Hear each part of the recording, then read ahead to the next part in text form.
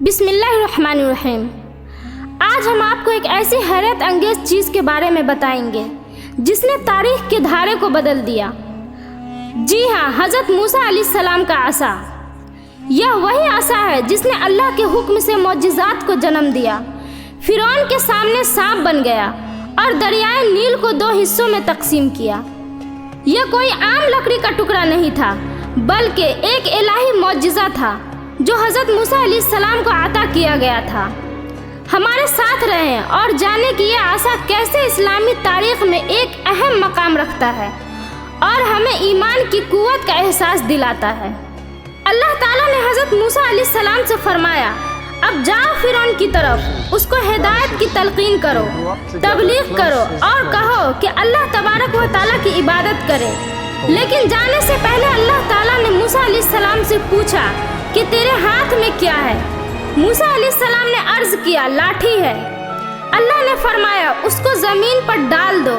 تو جیسے ہی موسیٰ علیہ السلام نے اس لاٹھی کو زمین پر ڈالا، وہ اچانک ایک سانپ بن کر دوڑنے لگا جو انتہائی موٹا اور ہولناک اس کا جسم، منہ کھلا ہوا، جس کو اژدہا سانپ کہا جاتا ہے، اتنا خطرناک کہ لوگ دیکھیں تو ہیبت داری ہو جائے۔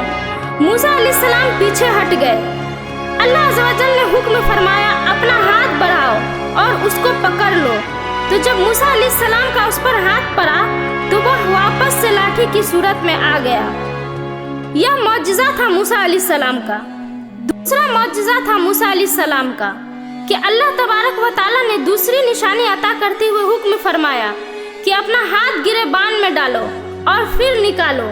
تو حضرت موسیٰ علیہ السلام نے ہاتھ ڈال کر دوبارہ نکالا تو پورے ہاتھ میں چاند کی روشنی کی طرح چمک رہا۔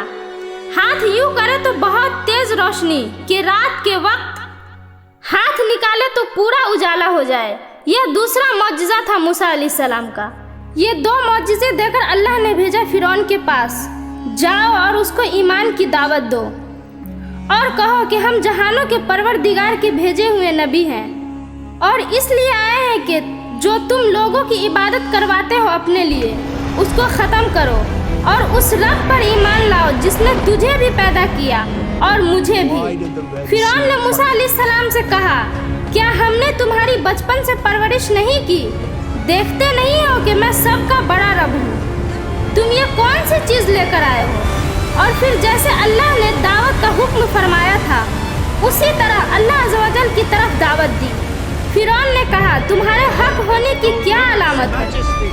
موسیٰ علیہ السلام نے کہا کہ اللہ تعالیٰ نے مجھے غیب سے کچھ طاقت عطا فرمائی ہے، میں تجھے وہ دکھاؤں گا۔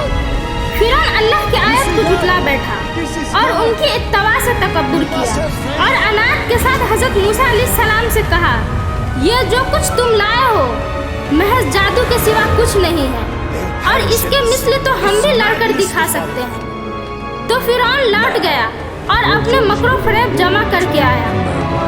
جب دونوں طرف سے بالکل تیاری ہو گئی اور آمنا سامنا ہو گیا تو موسیٰ علیہ السلام نے ان سے کہا کہ جو چیز دکھانا چاہتے ہو دکھاؤ۔ انہوں نے اپنے ہاتھ میں رسیاں اور لاٹھیاں لیے ہوئے تھے، تو انہوں نے اپنی رسیاں میدان میں ڈالی تو وہ میدان میں سانپ بن کر دوڑنے لگی۔ تب موسیٰ علیہ السلام نے اپنی لاٹھی ڈالا تو وہ عظیم شکل و صورت والا اژدہا بن گیا جس کے پاؤں بھی تھے اور بڑی موٹی گردن اور بھیانک انتہائی گھبرا دینے والی شکل تھی، جس کو دیکھ کر لوگ ادھر ادھر بھاگ پڑے اور اپنی جگہوں سے ہٹ گئے۔ اس نے اپنا منہ کھولا اور وہ سب سانپوں کو نکل گیا جو جادوگروں نے دکھائی تھی۔